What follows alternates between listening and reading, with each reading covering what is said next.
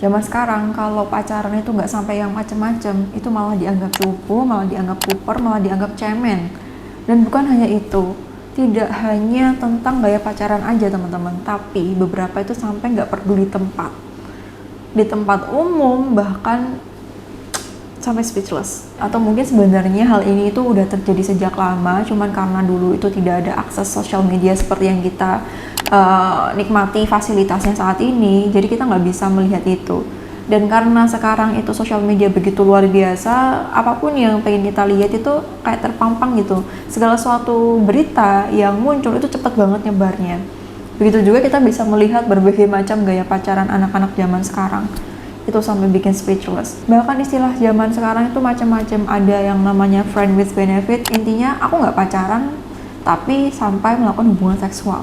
Kemudian ada hookup culture, itu budaya hubungan seksual yang dilakukan terhadap pasangan yang tidak ada komitmen di antara keduanya. Jadi pertemuan singkat seksual yang dilakukan tanpa komitmen, sehingga ya kalau ditinggalin sewaktu-waktu nggak masalah. Jadi bisa dibilang bukan cuma teknologi aja yang terus berinovasi dan semakin berkembang pesat, tapi bagaimana cara setan untuk menipu atau membuat tipu daya terhadap manusia, memanipulasi manusia itu juga semakin berinovasi dengan berbagai macam cara dan istilah-istilah yang muncul saat ini. Hookup culture adalah kata lain dari seks bebas, kemudian FWB dan lain sebagainya itu. FWB, friend with benefit, apakah benar akan menimbulkan benefit atau bahkan sebaliknya? Lalu apa sih sebabnya seseorang bisa terjerumus dengan kondisi seperti itu? Dan apakah ini bisa diselamatkan? Bagaimana cara mengatasinya? Nah, kita akan bahas di video kali ini bersama aku Dewi Puspita. Yang pertama kita bahas dampaknya dulu biar tahu akibatnya apa sih yang didapatkan ketika melakukan itu.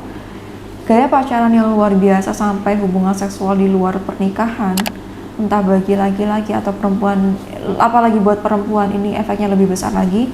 Yang pertama, merasa dirinya tidak berharga karena beberapa yang terjadi di ghosting sama pasangannya, beberapa yang terjadi habis manis sepah dibuang, ditinggalkan ketika habis melakukan hubungan seksual. Dan bahkan bukan cuma sekali aja, tapi sampai berkali-kali. Kemudian terjadinya hamil di luar pernikahan. Dan ketika terjadi seperti ini, ditinggalkan oleh pasangannya, lalu apa yang terjadi? Padahal di awal udah tahu ya, kalau misalkan perbuatan itu adalah perbuatan yang akan menimbulkan resiko besar di belakangnya. Tapi masih tetap dilakukan atas nama cinta, atas nama sayang, atas nama dia pasti akan bertanggung jawab kok, atas nama terlanjur percaya oleh pasangannya, tapi ternyata tidak seperti itu. Sekali lagi aku sampaikan, setan itu punya inovasi-inovasi yang luar biasa untuk menggoda manusia, makanya jangan coba-coba. Dan ketika seseorang di ghosting, efek buat kondisi psikologisnya, biasanya yang terjadi adalah dia mempertanyakan kualitas dirinya. Aku sebegitu buruknya ya, aku tidak berharga, kayaknya nggak pantas deh, itu makanya dia ninggalin aku.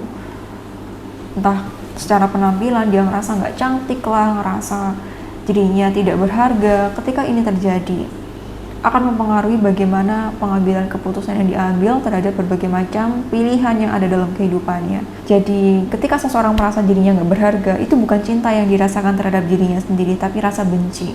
Dan coba kamu bayangkan, kalau kamu sama orang yang kamu benci, apa yang kamu lakukan kepadanya? Lihat aja males, apalagi berinteraksi. Apalagi sampai harus menyayangi, apalagi harus sampai memikirkan apa yang terbaik buat dia. Males banget. Beda kalau misalkan cinta. Kalau cinta sama diri sendiri yang muncul apa? Akan peduli, akan perhatian, berikan yang terbaik, menjaga, seperti itu. Jadi dari perasaan merasa tidak berharga ini bisa merembet kemana-mana. Kemudian yang kedua, seringkali mengalami kegagalan dalam hubungan. Ini juga bisa jadi efek dari perasaan merasa tidak berharga tadi.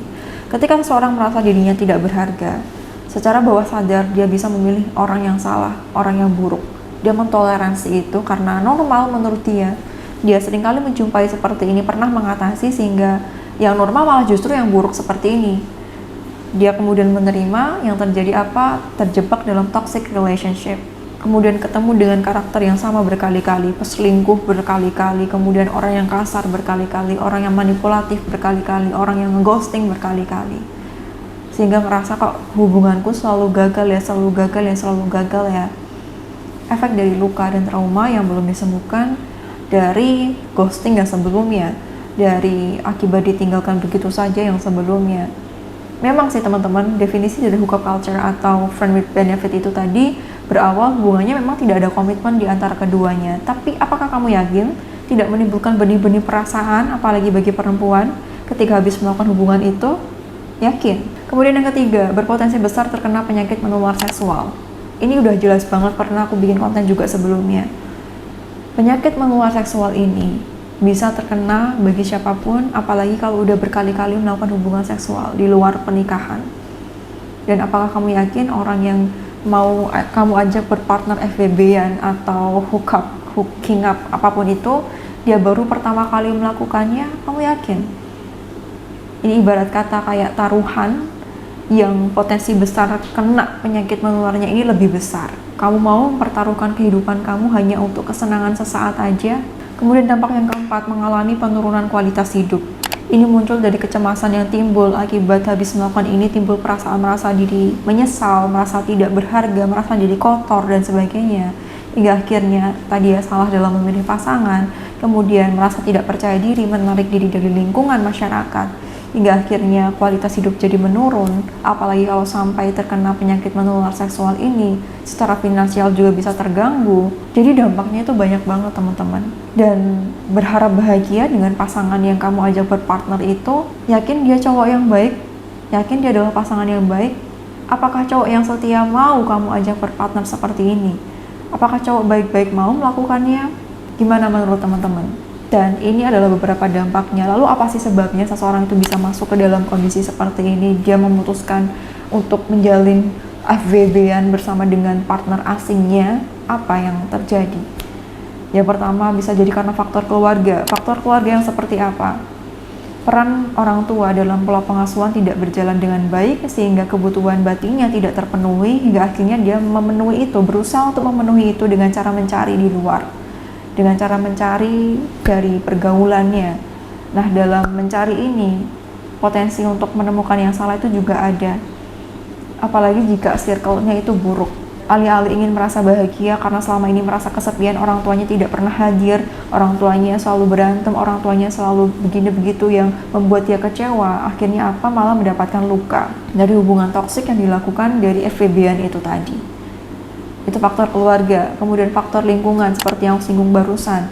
Lingkungan itu menentukan sekali bagaimana kamu melihat diri kamu, bagaimana keputusan yang kamu ambil dan sebagainya.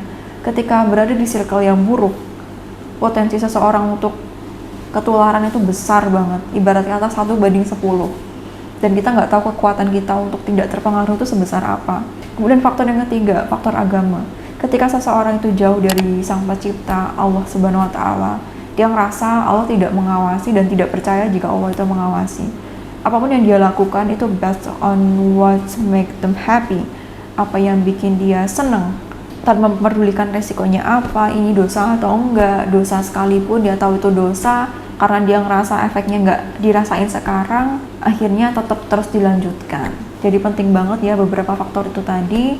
Kita sebagai calon orang tua atau yang sudah menjadi orang tua, kita perlu memperbaiki hubungan kita dengan anak apabila terjadi problem atau masalah, bahwa anak itu perlu kasih sayang, perhatian, cinta, bukan cuma dari segi ekonomi aja, sehingga ketika dia merasa cukup di rumah, dia tidak akan mencari keluar lagi. Karena ketika seseorang itu bisa masuk dalam kondisi seperti ini, itu bisa jadi berawal dari rasa benci terhadap suasana rumah. Jadi seperti itu teman-teman, semoga video ini bisa menjadi reminder buat kita semua bahwa perasaan kebutuhan dicintai, kebutuhan untuk disayangi, diperhatikan, rasa aman, itu normal kita butuhkan, tapi pemenuhan kita, yuk kita pilih dengan cara yang aman-aman aja, di jalan yang lurus aja gitu ya. Seperti itu, semoga Allah selalu melindungi kita dalam kondisi apapun. Ingat, kamu berharga dan kamu berhak untuk bahagia. Sampai jumpa di video selanjutnya bersama aku di Puspita. Wassalamualaikum warahmatullahi wabarakatuh.